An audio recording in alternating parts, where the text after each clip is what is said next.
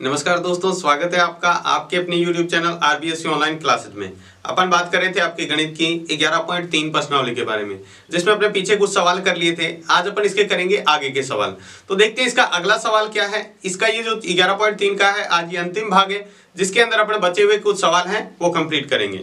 तो देखते हैं इसको आगे। नेक्स्ट जो सवाल दिया हुआ है, सवाल को देखते हैं, फिर इसका चित्र बनाते हैं। बहुत ही महत्वपूर्ण सवाल है, इसको बहुत अच्छी तरीके से देखिएगा। दिया हुआ है, सिद्ध कीजिए कि किसी त्रिभुज की तीनों भुजाओं के मध्य बिंदुओं को क्रमशः मिलाने पर बनने वाले चारों त्रिभुज अपने मूल त्रिभुज के समरूप होते हैं। यानी आपको यह बताना है कि जो एक त्रिभुज है, जैसे अपन चित्र बना के इसको समझते हैं। मान लीजिए त्रिभुज है, इसकी तीनों भुजाओं के मध्य बिंदु ले लेते हैं, ए बी सी। इसका मध्य बिंदु ये हो गया डी, इसका मध्य बिंदु ई और इसका मध्य बिंदु। ये आपस में इसके मध्य बिंदु हैं। ये ए बी का मध्य बिंदु ये है, तो इसको मिलाने पर देखो एक त्रिभुज इस तरह से बना है। अभी टोटल कितने त्रिभुज बने हैं? 1 2 3 4। ये 4 त्रिभुज इस पूरे त्रिभुज के समरूप हैं, ये आपको सिद्ध करना है। दिया हुआ ये डी ई और ये एफ है, वो आपस में मध्य बिंदु हैं। ठीक है, तो आपको इसको सिद्ध करना है। तो इस सिद्ध करने से पहले आपको दो चीजें ध्यान रखनी है। पहला तो एक होता है मध्य बिंदु पर में होती है, ये ध्यान में रखना है। मध्य बिंदु पर में क्या कहती है? मध्य बिंदु पर में ये किसी त्रिभुज के अंदर, आप इसको ध्यान से समझे, ये पूरी सवाल इसी पर आधारित है। किसी त्रिभुज के अंदर मध्य बिंदु ये है, मध्य बिंदु को मिलाने वाली रेखा, ये मान लो डी ई इसके मध्य बिंदु हैं। ठीक है, तो मध्य बिंदु मिलाने वाली रेखा अपनी सामने की भुजा की आधी होती है। यानी अगर ये 5 सेंटीमीटर है तो इसके सामने वाली इससे डबल होगी, या कह दे ये 10 सेंटीमीटर है तो ये इससे आधी होगी। यानी आप कह सकते हैं डीई का मान निकालें तो ये 1/2 बीसी के, यानी डीई बीसी की आधी होती है। डी क्या होती है? बीसी की आधी होती है, पहली बात ये। और दूसरी शर्त ये है कि डीई इस बीसी के समांतर भी होगी। दो बातें यहां से जो मध्य बिंदु पर में है, इससे दो बातें ध्यान रखनी है। एक तो ये क्या होती है? डीई बीसी की आधी होती है, और दूसरा ध्यान रखना है ये दोनों भुजा आपस में समांतर भी होती है। मध्य बिंदु को मिलाने वाली रेखा हमेशा इसके समांतर भी होती है। तो ये दोनों ही बातें आपको ध्यान रखनी है, फिर अपन इसको सवाल करेंगे तो आप आसानी से कर पाएंगे। देखो इस सवाल को हल करते हैं। पहले अपन देख लेते हैं दिया हुआ क्या है। ये दिया हुआ है कि त्रिभुज एबीसी में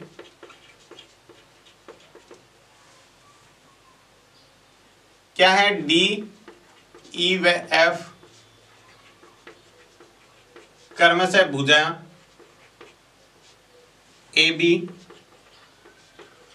बी सी व ए सी के मध्य बिंदु हैं। आपको यह दिया हुआ है कि जो डी ई एफ है ये मध्य बिंदु हैं। ये ए बी का मध्य बिंदु डी, बी का मध्य बिंदु एफ और सी का मध्य बिंदु ए सी का मध्य बिंदु ई है। ये आपको दिया हुआ है। ठीक है, अब आपको क्या करना है? इसके अंदर ये ज्ञात करना है कि ये चारों आपस में समरूप हैं। यानी आपको सिद्ध जो करना है, ये करना है पूरा त्रिभुज। देखो कौन कौन से त्रिभुज है, पहला लेते हैं एडीई। ये एडीई समरूप होगा। दूसरा त्रिभुज अपन ये ले लेते हैं, ये है डी बी एफ, ये समरूप होगा। तीसरा त्रिभुज ये बीच वाला डी ई एफ समरूप होगा। चौथा त्रिभुज ये बचा हुआ है ई एफ सी। ये सारे के सारे समरूप होंगे पूरे त्रिभुज ए बी सी के। ये आपको सिद्ध करना है। यानी आपस में ये चारों त्रिभुज इस बड़े वाले त्रिभुज के समरूप हैं। ये चारों आपस में भी समरूप हैं और बड़े वाले त्रिभुज के भी समरूप हैं। तो यहां पर अपन इस सवाल को करने देखो किस तरह से करेंगे। आपको थोड़ा सा मैंने कहा है उसी तरह ध्यान रखना है। ठीक है, मध्य बिंदु पर में काम में लेनी है। पहला अपन मान लेते हैं इस त्रिभुज को। जब अपन क्या करते हैं, सिर्फ इसको मानते हैं। अभी एक बार इसको मैं आपको हटा देता हूं, समझने में आपको आसानी होगी। वापस इसको बना लेंगे। अब ये देखो, आपको ये कहा हुआ है ये इसका मध्य बिंदु है, तो अपन कहते हैं यदि ए बी व ए सी के मध्य बिंदु, ए बी व ए सी के मध्य बिंदु क्या है? डी व ई है। अगर ये मध्य बिंदु है तो क्या होगा? देखो डीई बराबर होगा 1/2 बीसी के। यही बात मैंने आपको बताई थी मध्य बिंदु पर में से। ये इसके क्या होगा? एक तो ये डीई जो भुजा है पूरा बीसी का आधा होगा, और दूसरा ये क्या होंगे, समांतर भी होंगे भुजा, यानी डीई समांतर होगी किसके, बीसी। इसको आपने कह दिया समीकरण 1। ये किससे का है, मध्य बिंदु पर में से, मध्य बिंदु पर में से, और इसको आपने कह दिया समीकरण 1। ये आपको जैसे समझ में आया, बाकी भी आपको इसी से करना है। देखो दूसरा, देखो पहली बात ये ले ली, अब देखो ये भी क्या है, इसके मध्य बिंदु है, इसको लेते हैं, तो ई और एफ क्या है, अब क्या है ये ई और एफ, ई व एफ क्रमशः एसी व बीसी के मध्य बिंदु है। तो इसमें अपन क्या ले सकते हैं, ये जो ई एफ है, ये जो ई एफ है वो क्या होगा, ए बी का आधा होगा, तो लिख देंगे ई एफ 1/2 ए बी, ठीक है। और ये ई एफ क्या होगी, ए बी के समांतर भी होगी, तो यहां लिख दिया। ये भी सेम ही पर में लगेगी, यहां से पर में ऊपर वाली सेम ही है, ये अपनी समीकरण होगी 2। अब तीसरी भुजा खींचते हैं, ये वाली देखो डी और एफ को मिलाते हैं, तो ये इसकी आधी हो जाएगी, तो लिखेंगे डी व एफ क्रमशः किस किस के मध्य बिंदु है, डी किसका है, ए बी का, व बीसी के मध्य बिंदु है। बीसी के मध्य बिंदु है तो अपन ये कह देंगे डी एफ 1/2 एसी के, तथा ये इसके समांतर भी होगा, डी एफ समांतर एसी। ये अपनी होगी समीकरण 3। ये भी यहां पर यही मध्य बिंदु पर में लगी है, ध्यान रखना, ये भी क्या है, मध्य बिंदु पर में से। यहां तक आपको समझ में आया, ये सिर्फ मध्य बिंदु पर में लगाई है, और इससे अपने सारे सवाल हल किया है। इसको आगे देखते हैं और थोड़ा सा ध्यान देंगे। अब समीकरण 1 और 2 से लेते हैं, समीकरण 1 व 2 से ध्यान से देखेंगे। 1 और 2 से क्या कह रहा है, डीई समांतर बीसी है, ये जो डीई है वो समांतर है इस बीसी के पूरे के, ठीक है। और दूसरा कह रहा है ये ईएफ समांतर एबी के, ये जो ईएफ है वो समांतर है एबी के, तो ये जो बीच में इससे चतुर्भुज बनेगा वो समांतर चतुर्भुज है। कैसे, क्योंकि ये भी भुज आपस में समांतर है और ये भी समांतर है। तो अपन क्या कह सकते हैं, समीकरण 1 और 2 से चतुर्भुज क्या नाम है, देखो इसका डीईएफ बी, डीईएफ बी एक समांतर चतुर्भुज है। क्या है, समांतर चतुर्भुज है। देखो जब समांतर भुजाएं ऐसे आपस में, ये भी समांतर भुजा है और ये भी समांतर भुजा है, इसमें जो काटने से ये बीच में जो चतुर्भुज बना है वो क्या होगा, समांतर चतुर्भुज होगा। कौन सा होगा, समांतर चतुर्भुज, ठीक है। तो ये जब समांतर चतुर्भुज, इसमें ये भी ध्यान रखना है, अगर ये समांतर चतुर्भुज है तो इसमें अगर विकर्ण खींच दे ऐसे चाहे ऐसे खींच दो, तो ये जो दोनों त्रिभुज बनेंगे ये आपस में होते हैं सर्वांगसम। आपस में क्या होते हैं, सर्वांगसम। किसी भी समांतर चतुर्भुज के अंदर एक विकर्ण खींचे तो दो समरूप सर्वांगसम चतुर्भुजों त्रिभुजों में उसको बांट देता है। देखो इधर वाला क्यों, क्योंकि ये भुजा इसके बराबर और ये भुजा इसके बराबर, बीच वाली क्या होगी, दोनों में कॉमन है, तो ये दोनों क्या होते हैं, सर्वांगसम चतुर्भुज होते हैं। तो अपन कह देंगे ये जो है चतुर्भुज, समांतर चतुर्भुज, समांतर चतुर्भुज DEF B में विकर्ण कौन सा है, देखो DEF B में विकर्ण है DF,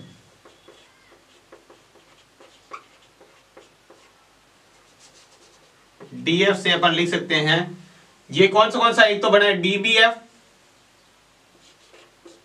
त्रिभुज DBF सर्वांगसम होगा त्रिभुज किसके, DFE, DFE, ये दोनों हो गए सर्वांगसम। इसको कह दिया समीकरण 4। इसी प्रकार देखो, अब इसी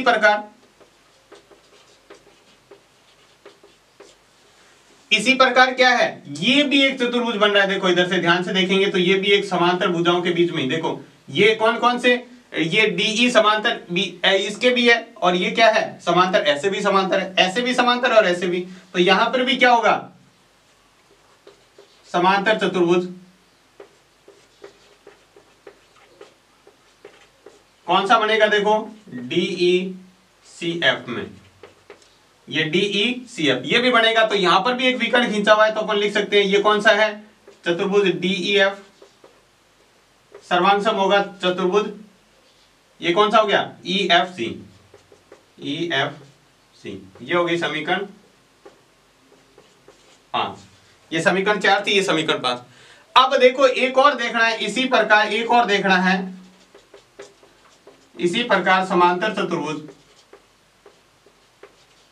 समांतर चतुर्भुज।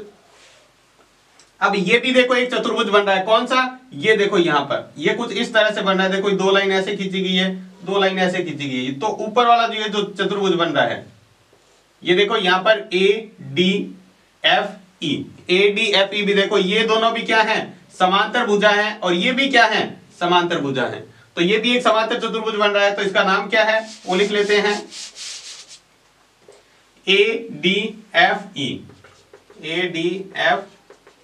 में इसमें भी देखो ये DE विकर्ण खींचा गया, तो अपन लिख सकते हैं कौन सा, देखो ये चतुर्भुज हो गया DEF, सर्वांग सम होगा चतुर्भुज ADE के। ये हो गई समीकरण 6। तो यहां से अपन देखना है समीकरण 4, 5 व 6 से। एक बात यहां से ध्यान से देखना, DEF DBEF के समांतर है। देखो DEF इसके भी समांतर है, यहां पर DEF इसके भी सर्वांग सम है, और यहां पर DEF इसके भी सर्वांग सम है। यानी एक तरफ तो सारों में DEF सर्वांग सम है, तो DEF क्या हो गया, अगर एक साइड बराबर होती है तो दूसरी वाली साइड भी क्या होती है, सबकी बराबर। तो अपन ये कह सकते हैं DEF इसके, ये जो चतुर्भुज है, त्रिभुज है DEF, इसके भी सर्वांग सम है, ये इसके भी सर्वांग सम है, ये इसके भी सर्वांग सम है। इसका मतलब ये चारों ही आपस में क्या है, सर्वांग सम है। तो अपन लिख देंगे पहला जो त्रिभुज है DBF, त्रिभुज DBF सर्वांग सम होगा। दूसरा त्रिभुज लिया मैंने EFC, उसके बाद अगला जो त्रिभुज लिया ADE। ये सारे के सारे त्रिभुज सर्वांग सम है DEF के, ये सारे के सारे आपस में क्या है, सर्वांग सम है। ये तो सर्वांग सम हो गया, आपस में सर्वांग सम है, इसका मतलब समरूप तो है ही है। अब अपन क्या करते हैं, ये त्रिभुजों को, किसी एक त्रिभुज को इस बड़े वाले त्रिभुज के समरूप कर देते हैं। तो त्रिभुज लेते हैं, त्रिभुज ADE तथा त्रिभुज ABC में।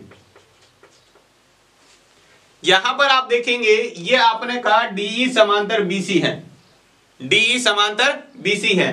तो ये जो कोण है B, ये D के बराबर होगा, इसको कहते हैं संगत कोण। जैसे अपने दो समांतर रेखा है, इसको ये तिरछी रेखा काटती है, तो ये और ये तो एकांतर कोण बराबर होते हैं, जबकि आप इस कोण को इस कोण के बराबर कहते हैं, ये होता है संगत कोण। तो अपन कह देंगे यहां पर क्या है, DE समांतर है BC, तो ये कह देंगे कोण B बराबर कोण D और कोण C बराबर कोण E। ठीक है, अगर इसमें दो कोण भी बराबर होते हैं तो दोनों त्रिभुज क्या हो जाएंगे, और A तो कॉमन है ही है दोनों में। ठीक है, यहां पर लिख सकते हैं कोण A बराबर कोण A, ये संगत कोण है, ये भी संगत कोण हो गया और ये उपनिष्ठ कोण हो गया। अगर किसी त्रिभुज के तीनों कोण आपस में दूसरे त्रिभुज के तीनों कोण के बराबर होते हैं तो दोनों त्रिभुज क्या हो गए, समरूप। तो अपन यहां पर क्या लिख सकते हैं, ये दोनों त्रिभुज क्या हो गए, समरूप। थोड़ा सा यहां ध्यान देंगे तो त्रिभुज जो है कौन सा, ADE समरूप हो गया त्रिभुज ABC के। ये जो अपन इसको समीकरण कह दिया यहां पर 7, और ये होगी समीकरण 8। अब यहां से अपन देखेंगे अगर इस चारों त्रिभुजों की कोण और भुजा बराबर है, और ये कहा ये जो त्रिभुज है AD इसके कोण ABC के बराबर हैं, तो क्या चारों के कोण, पांचों के आपस में कोण बराबर नहीं होंगे। या अपन कह सकते हैं समीकरण 7 और समीकरण 8 से ये जो चारों के चारों त्रिभुज आपस में सर्वांग सम है, ये आपस में समरूप भी हैं। और अपने ये कहा ये त्रिभुज है जो ABC के भी समरूप है, इसका मतलब ये जो चारों त्रिभुज इस बड़े वाले त्रिभुज के समरूप होंगे। तो अपन कैसे लिखेंगे, यहां पर ये लिखेंगे, देखो ये लिखना है ADE समरूप होगा त्रिभुज। अब उन चारों के नाम लिख दो, जैसे जैसे आप AD हो गया, ये हो गया DBF, अगला जो समरूप है वो है त्रिभुज EFC, EFC। अगला जो समरूप हो गया वो हो गया DEF।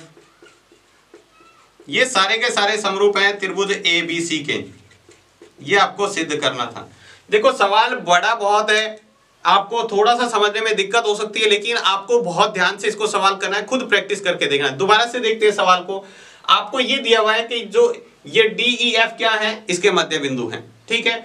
आपको क्या करना है, ये सिद्ध करना है कि ये जो चारों त्रिभुज बने हैं, देखो एक त्रिभुज ये, दूसरा ये, तीसरा ये और चौथा ये, चारों त्रिभुज बड़े वाले त्रिभुज के समरूप है। आपको ये सिद्ध करना है, ठीक है। तो इसके लिए अपने क्या किया, पहले मध्य बिंदु पर मैं लगाई। मध्य बिंदु ये कहता है कि ये जो भुजा खींची गई है, ये सामने वाली भुजा की आधी होती है और इसके समांतर होती है। ये तीनों में रूल लगा दिया, इसमें और इसमें भी लगा दिया, इसमें और इसमें भी लगा दिया। ऐसा करने से ये हुआ कि इसके अंदर तीन समांतर चतुर्भुज बन गए। देखो एक तो ये, इससे ये विकर्ण खींचा तो ये दोनों क्या हो गए, समरूप।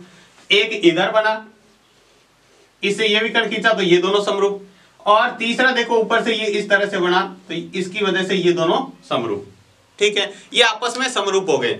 लेकिन ये सारे के सारे समरूप इस 2 नंबर के, 1 2 के समरूप है, 3 भी 2 के समरूप है और 4 भी 2 के समरूप है। इसका मतलब ये चारों आपस में सर्वांग सम है। समरूप तो है ही है, सर्वांग सम भी है। अगर किसी समांतर चतुर्भुज के अंदर, मान लो कोई समांतर चतुर्भुज है, उसके अंदर विकर्ण खींचते हैं तो ये दोनों क्या होते हैं, ये 2 त्रिभुज बनते हैं और दोनों ही होते हैं सर्वांग सम।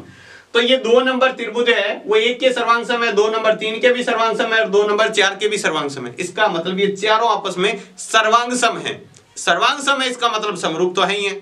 समरूप तो ये कहता है सिर्फ कोण बराबर होने चाहिए, तो इसमें तो कोण और भुजा बराबर है, तो मतलब कोण तो बराबर है ही है। ये यहाँ पे आपने सिद्ध कर दिया। अब आपने त्रिभुज लिया ADE और पूरा त्रिभुज ABC। इसमें ये कोण B D के बराबर और कोण C E के बराबर और कोण A दोनों में कॉमन है। अगर आपस में इस तीनों के त्रिभुजों के कोण बराबर हैं तो पूरा त्रिभुज ABC इस DE के समरूप है। लेकिन अपने ये कहा है AD तो इन चारों के भी क्या है, सर्वांग सम है। सर्वांग सम इसका मतलब समरूप है, तो ये चारों ही आपस में समरूप है और इसके सामने ABC भी इसके समरूप हो गया। तो ये पांचों के पांचों आपस में क्या हो गए, समरूप हो गए। तो ये थोड़ा सा बड़ा सवाल है, आप इसको प्रैक्टिस करके देखेंगे तो आपको आसानी से समझ में आ जाएगा। तो ये था इसका 12वां सवाल। इसके बाद देखते हैं अगला 14वां सवाल, जिसके अंदर आपको दिया हुआ है सवाल के अंदर, आकृति में दर्शाए अनुसार यदि AB लंबवत BC हो, यानी AB BC पर लंबवत है, तो मैंने यहाँ पर इसके ऊपर 90 डिग्री कोण बना दिया। AB और ये BC है, इसके ऊपर 90 डिग्री कोण। दूसरा देखो DC लंबवत BC, तो ये भुजा DC है, ये भी इसके ऊपर क्या है, लंबवत है, 90 डिग्री कोण बना रही है। तीसरा देखो DE लंबवत AC, ये भुजा D ही है और ये AC है, इसके ऊपर 90 डिग्री का कोण बना रही है। तो आपको सिद्ध करना है त्रिभुज CED समरूप होगा त्रिभुज ABC के। ये देखो त्रिभुज है ABC और ये इतना सा है CED, ये आपस में समरूप है, आपको सिद्ध करना है। तो देखो सवाल हल करने से पहले जो अपन दिया हुआ है वो लिख लेते हैं। दिया है आपको AB लंबवत BC, दूसरा दे रखा है DC लंबवत BC, तथा तीसरा आपको दे रखा है DE लंबवत AC। ठीक है, आपको जो सिद्ध करना है वो ये करना है कि त्रिभुज CED समरूप है त्रिभुज ABC के। ठीक है, इसको हल करते हैं। तो देखो यहां पर सबसे पहले ये इसके ऊपर लंबवत है और ये भी BC पर ही लंबवत है। देखो अपन कह देते हैं यदि AB लंबवत BC तथा DC लंबवत BC हो, तो देखो एक ही रेखा पर अगर ये भी लंबवत है और ये भी लंबवत है, इसका मतलब ये जो दोनों रेखा है ये और ये आपस में क्या होंगी, समांतर, क्या होंगी, सर्वांग सम। तो अपन कह सकते हैं AB समांतर है DC के। AB क्या होगा, समांतर होगा, यानी AB और DC क्या है, समांतर है। तो अपन यहां पर दोनों त्रिभुज ले लेते हैं, त्रिभुज ABC और ये त्रिभुज ले लेते हैं CED या CDE। तो मैंने त्रिभुज लिया ABC तथा त्रिभुज CED में।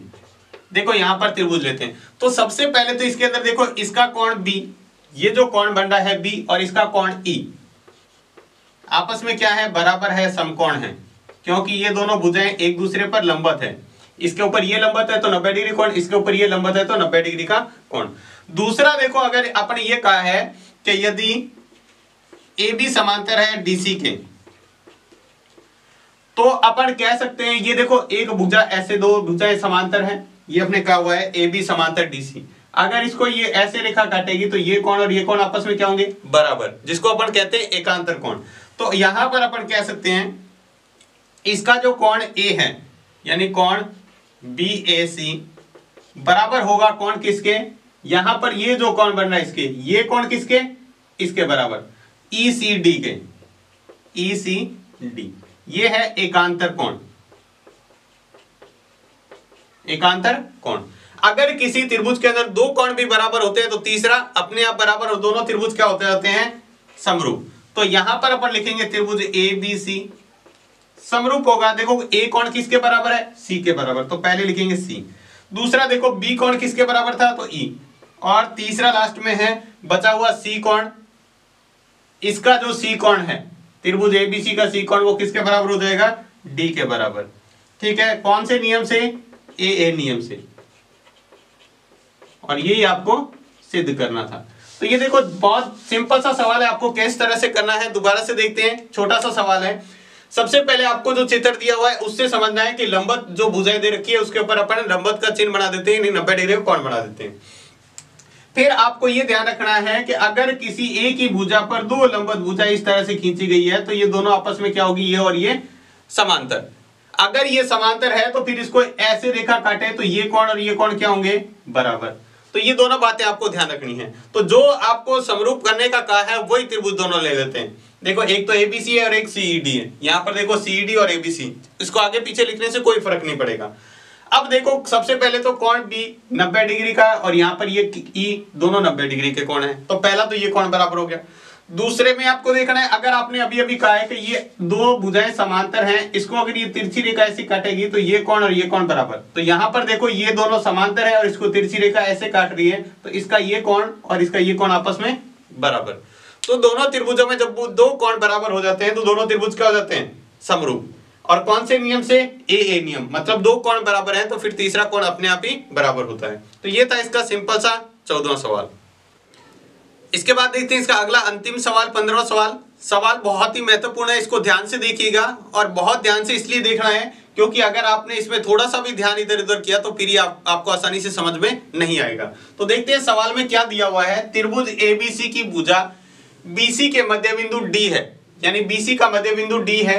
यदि AD का समद्विभाजन करते हुए एक रेखा B से इस प्रकार खींची जाए कि वह भुजा AD को E पर काटते हुए AC को X पर काटे, तो आपको ये सिद्ध करना है। तो सवाल कुछ पढ़ने से अपने को बहुत कुछ समझ में नहीं आया है, तो अपन क्या करते हैं, इसका चित्र बनाते हैं, चित्र से समझते हैं। तो सबसे पहले मैंने किया ABC एक त्रिभुज बना लिया। अब एक बार सवाल को पढ़ते हुए दोबारा से इसका चित्र बनाना है। आपको ये कहा है त्रिभुज ABC की भुजा BC का मध्य बिंदु D है। BC भुजा कौन सी, ये रही, और इसका मध्य बिंदु ये बना दिया D। आगे कहा है AD का समद्विभाजन, तो पहले AD खींच लेते हैं, ये हो गया AD। अब वो कह रहा है AD का समद्विभाजन करते हुए एक रेखा B से इस प्रकार खींची जाए, यानी AD को बराबर दो भागों में बांटते हुए B से एक रेखा खींचनी है अपने को इस तरह से। ये यहां से खींची है जो रेखा क्या है, AD को समद्विभाजित करते हुए B से इस प्रकार खींची जाए कि वह भुजा AD को E पर काटे। तो AD पर जो काट रहा है वो बिंदु हो गया E, ठीक है। और AC को X पर काटे, ये आगे जाके XC पर जहां पर मिल रही है इसको बिंदु X कह दिया।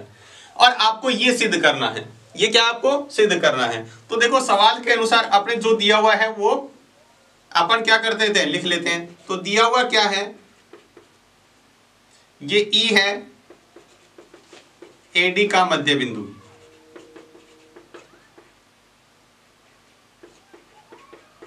D क्या है, AD का मध्य बिंदु है। अब देखो यहां से अपन सवाल को करें तो उससे पहले जो सिद्ध करना है वो लिख के थोड़ी सी रचना करेंगे। सिद्ध अपने को क्या करना है, EX बटे BE बराबर 1/3, यानी EX और ये BE ये इसकी 1/3 है। तो इसको सिद्ध करने से पहले अपने एक रचना करते हैं। रचना के अंदर क्या करना है आपको, यहां D से, D देखो इधर मध्य बिंदु है तो D से मैंने एक ऐसी रेखा खींची जो क्या है, थोड़ा सा इसको सी खींचते हैं,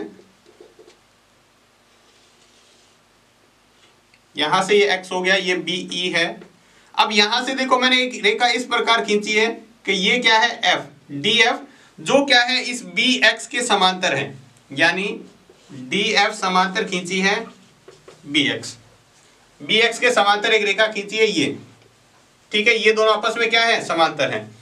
अब देखो अपन इस सवाल को हल करने से पहले दो त्रिभुज लेते हैं। देखो कौन कौन से त्रिभुज, ये मैंने त्रिभुज लिया है AEX, त्रिभुज AEX, तथा दूसरा त्रिभुज लिया है ये वाला इतना। देखो AEX कौन सा है, AEX इतना, और दूसरा ये है ADF, तथा त्रिभुज ADF में ध्यान देंगे तो आपने अभी अभी कहा ये त्रिभुज क्या है, ये भुजा इसके समांतर है, तो समांतर होने से ये कोण इसके बराबर, यानी कोण E बराबर कोण D, ये कहलाता है संगत कोण। संगत कोण, दो समांतर रेखाएं, अगर मान लो दो समांतर रेखाएं इस तरह से एक तिरछी रेखा काट रही है इसको, तो ये एक तरफ के जो कोण बराबर होते हैं इनको संगत कोण कहते हैं। इसी प्रकार कोण F और X क्या हो जाएंगे, बराबर, कोण X बराबर कोण F, ये भी क्या है, संगत कोण। और तीसरा देखो ये जो कोण ऊपर A आ रहा है दोनों में ही कॉमन है, तो कोण A बराबर कोण A, ये क्या है, उभयनिष्ठ कोण, ये क्या हो गया, उभयनिष्ठ। अगर किसी त्रिभुज के तीनों संगत कोण दो त्रिभुजों के बराबर होते हैं तो क्या होते हैं, दोनों त्रिभुज समरूप, तो त्रिभुज लिखेंगे AEX समरूप होगा त्रिभुज ADF के, कौन से नियम से, A नियम से। बाद में क्या कर सकते हैं, अगर ये समरूप है तो इनकी भुजाओं का अनुपात बराबर, भुजाओं का अनुपात देखो लेते हैं तो इसका लिया है EX, इसका आधार क्या है EX, बटे पूरे त्रिभुज का आधार क्या है DF, बराबर इसकी मैंने ऊंचाई ली है AE और पूरे त्रिभुज की क्या है AD। यहां पर देखो आपने जो पहले कहा था E क्या है, AD का मध्य बिंदु है, ये जो E है वो AD का मध्य बिंदु है, यानी AE बराबर अपन क्या लिख सकते हैं ED। AE किसके बराबर है, ED के बराबर, या फिर अपन कह सकते हैं AD बराबर क्या है, 2AE, यानी AD है वो 2AE की क्या है, दुगनी है। अगर इससे अपन मान रखें यानी AD बराबर 2AE, तो अपन यहां से मान रखते हैं EX बटे DF बराबर, यहां तो AE पड़ा है, इसकी जगह AD की जगह क्या रख सकते हैं, 2AE, तो AE से ही क्या हो जाएगा, कट हो जाएगा, और यहां बचेगा 1, वज्र गुणा करो तो EX बराबर आ जाएगा 2DF, इसको अपन समीकरण 1 कह देते हैं। देखो यहां से 2 को गुणा किया, DF को 1 से गुणा किया, वज्र गुणा करेंगे तो DF बराबर क्या आएगा, 2EX। देखो DF को 1 से गुणा करेंगे, इसको 2 से गुणा करेंगे, तो ये अपने पास समीकरण आ गई 1। दोबारा से देखो दूसरा त्रिभुज लेते हैं, ये त्रिभुज, अब की बार ध्यान देना आपको, त्रिभुज लिया है BXC में, BXC में, यहां पर आपको मध्य बिंदु पर में लगानी है। देखो इसका मध्य बिंदु है, यहां से अपन सामने रेखा खींचेंगे तो ये सामने क्या होगा, मध्य बिंदु ही होगा, यानी F क्या है, AC का मध्य बिंदु है, F है वो AC का मध्य बिंदु है।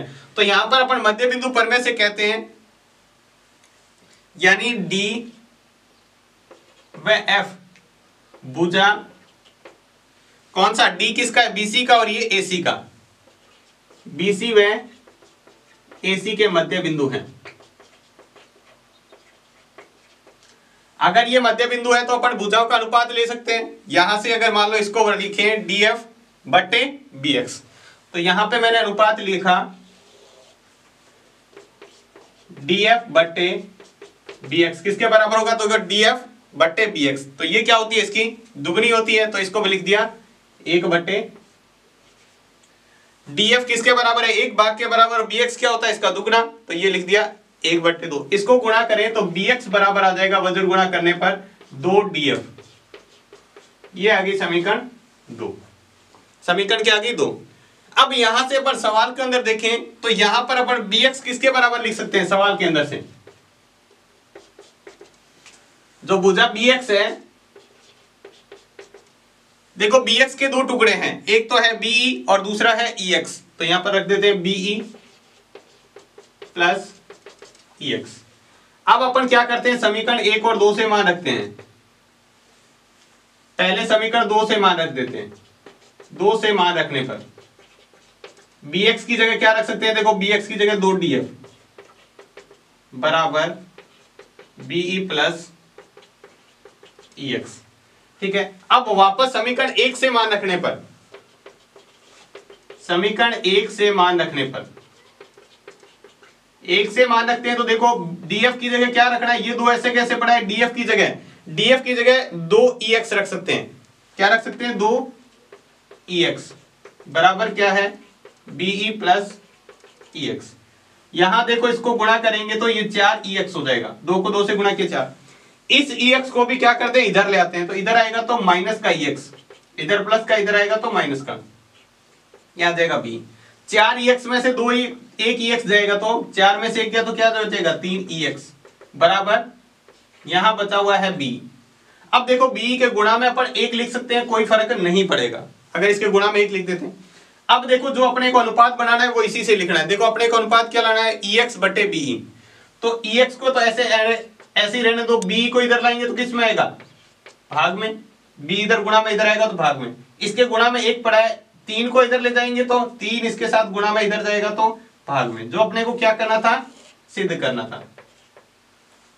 देखो सवाल थोड़ा सा बड़ा है इसीलिए आपको ध्यान देना है, दोबारा से इसको समझते हैं और बहुत ही अच्छी तरीके से आप इसको ध्यान देंगे तभी आपको समझ में आएगा। सबसे पहले तो आपको इसके चित्र से क्या करना है, इसके सवाल से चित्र बनाना है। चित्र में आपको सवाल में कहा है त्रिभुज ABC है, फिर क्या कहा है, AD एक इस तरह से भुजा खींची जिसका E क्या है, मध्य बिंदु है, और B से यहां से जाते हुए E से एक रेखा खींची है BX। फिर अपने सवाल के अंदर, रचना के अंदर क्या किया, D से इस प्रकार रेखा खींच ली, वो क्या है, इस BX के समांतर है। अगर ये इधर मध्य बिंदु है तो सामने वाली मध्य बिंदु को मिलाएंगे तभी वो क्या होगी, इसके समांतर होगी। ठीक है, तो आपने पहले तो ये कह दिया कि ये DE है वो AD का मध्य बिंदु है, यानी AE और ED बराबर है, या फिर कह दो AD बराबर 2 AE के बराबर है, यानी जो पूरा AD है वो AE का दुगना है। अब अपने को क्या करना है, यहां से मैंने रचना की इसके समांतर एक रेखा खींची। अब आपको 2 त्रिभुज लेने हैं इसके अंदर से, एक त्रिभुज तो ये हो गया और दूसरा ये त्रिभुज। अगर ये दोनों भुजा समांतर है तो ये कोण और ये कोण बराबर होगा, ये कोण और ये कोण संगत कोण के कारण, और ये कोण क्या हो गया, उभयनिष्ठ। अगर किसी त्रिभुज के तीनों संगत कोण बराबर होते हैं दूसरे त्रिभुज के, तो दोनों त्रिभुज होते हैं समरूप। समरूप होने से उसकी दोनों भुजाओं का अनुपात अपन ले सकते हैं। तो भुजा कौन सी लिए, EX बटे DF, और यहां लिया AE बटे ED, AE बटे पूरा AD। तो यहां पर इसको अनुपात लिखा। अब AD की जगह अपन क्या मान रख सकते हैं, AD की जगह 2E रखा, तो AE से AE क्या हो गया, कट हो गया और 1/2 बचा। यहां से वज्र गुणा किया तो DF को 1 से गुणा किया तो DF, EX को 2 से गुणा किया तो ये EX। ये अपने समीकरण 1 कह के यहां छोड़ दिया। अब दूसरा त्रिभुज लिया है पूरा, देखो ये इस तरह से BXC। देखो यहां से इसको अलग बनाते हैं तो ये कुछ इस तरह से बन रहा है, और यहां इसके मध्य बिंदु को मिलाने वाली रेखा है। ये यहां पर बिंदु C है, ये F, ये X, ये B और ये D। देखो ये इसके मध्य बिंदु को मिलाने वाली रेखा है, तो ये क्या होगी, इस रेखा की ये आधी होती है, या इसका बटे इसका अनुपात लें तो 1/2 आएगा। तो यहां पर अपने अनुपात लिया DF बटे BX। ये देखो DF बटे BX, तो ये तो 1 भाग के बराबर होती है और ये 2 भाग के बराबर, यानी 1/2 इसका अनुपात ले लिया। वहां भी वज्र गुणा किया तो BX को 1 से गुणा करेंगे तो BX, DF को 2 से गुणा करेंगे तो DF। अब अपने सवाल के अनुसार यहां पर आए और वापस देखो मैंने लिखा BX के 2 टुकड़े किए, तो एक तो बना BE और EX, तो ये मैंने लिख दिया BE और EX। अब समीकरण 2 से BX की जगह DF रख सकते हैं, 2DF, तो मैंने यहाँ 2DF रख दिया। फिर समीकरण 1 से 2DF की जगह EX रख सकते हैं, 2EX, तो मैंने ये जो इतना DF है इसकी जगह 2EX और रख दिया। फिर ये 2 को 2 से गुणा किया तो 4EX, इधर वैसा के वैसा है। अब देखो 4EX में से 1 EX को इधर से लाएंगे तो ये माइनस में आएगा, और 4EX में से 1 EX घटाएंगे तो 3 क्या बचेंगे, EX, और बराबर BE वैसा का वैसा पड़ा है। अब BE के गुणा में कोई नहीं है तो एक किसी भी संख्या के गुणा में अपन 1 लिख सकते हैं, उससे कोई फर्क नहीं पड़ता है। अब BE इधर गुणा में इधर आएगा तो भाग में, ये लिख दिया भाग में, और 3 इधर गुणा में उधर जाएगा तो भाग में। इसको इधर अपन पक्षांतरण करते ही अपने पास क्या आ जाएगा, जो अपने को सिद्ध करना था वो आ जाएगा। तो ये था इस 11.3 का 15वां और अंतिम सवाल। तो ये थी आपकी 11.3 प्रश्नावली पूरी। उम्मीद है आपको अच्छे से समझ में आ गई होगी। तो आज की क्लास में बस इतना ही। क्लास आपको कैसी लगी हमें कमेंट बॉक्स में लिखकर जरूर बताएं। अगर आपको क्लास अच्छी लगी है तो इसको लाइक करें और चैनल को अभी तक सब्सक्राइब नहीं किया तो चैनल को सब्सक्राइब जरूर करें। तो आज की क्लास में बस इतना ही। धन्यवाद।